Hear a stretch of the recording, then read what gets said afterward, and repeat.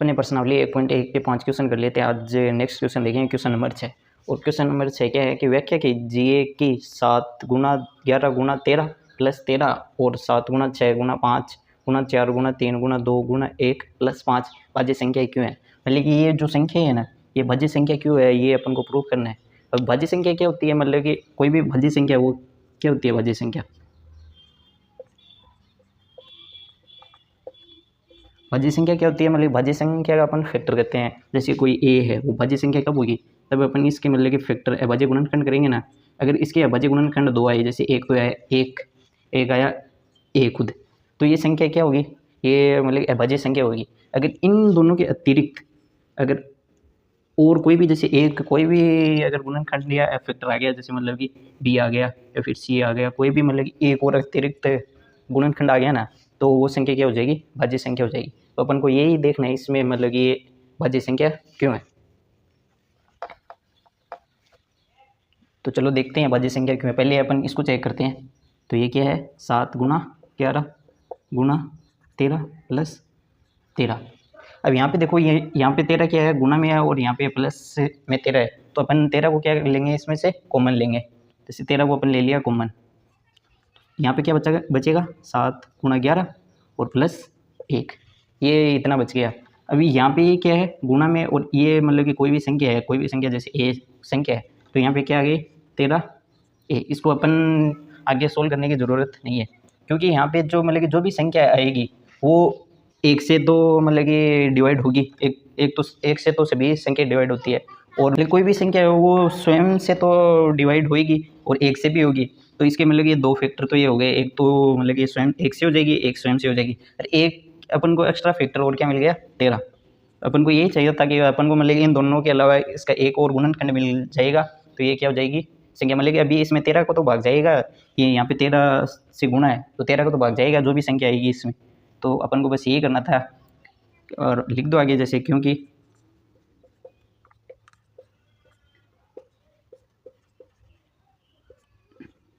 निम्न संख्या, ये जो भी संख्या है इसको अपन को हल करने की ज़रूरत नहीं है। निम्न संख्या क्या है, भाज्य गुणनखंड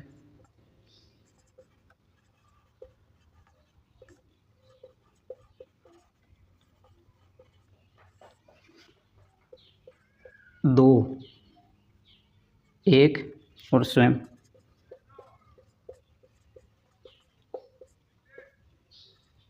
के अतिरिक्त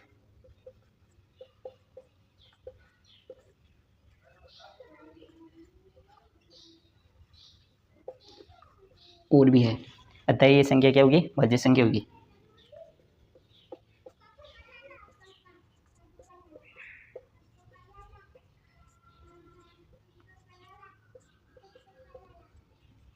भाज्य संख्या होगी, बस यही चेक करना था। अभी नेक्स्ट चेक करते हैं दूसरा। और नेक्स्ट क्या है, ये इसको भी चेक करना है।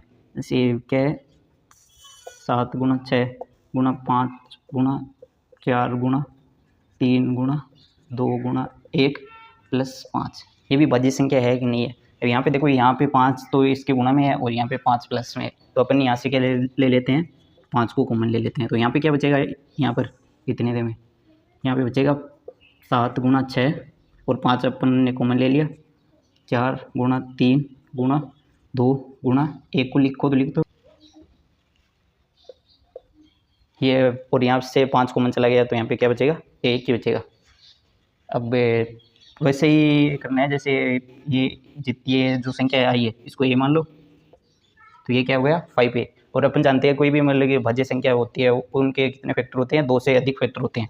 मतलब कि एक और स्वयं तो उसका फैक्टर होगा ही, और इसके अतिरिक्त अपने पास एक क्या 5 एक फैक्टर और आ रखा है। तो अपन को मतलब कि वही लिखना है, क्योंकि इसके 2 से अधिक गुणनखंड आ रहे हैं, तो अतः ये संख्या क्या होगी, भाज्य संख्या होगी। यही करना है अपन को, ये इजी सा क्वेश्चन था।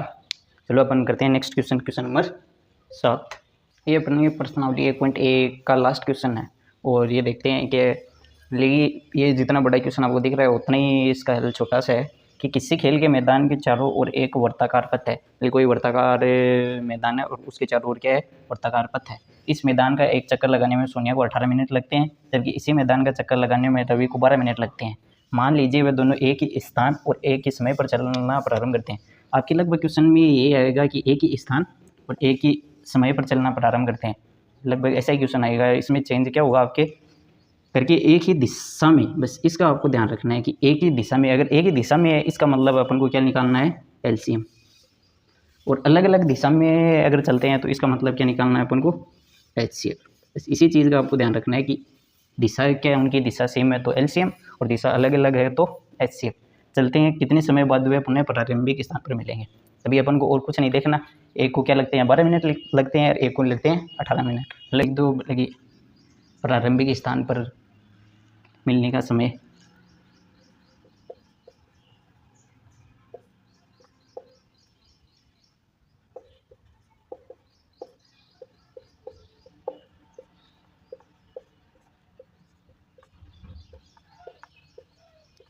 क्या हो जाएगा, एलसीएम होगा,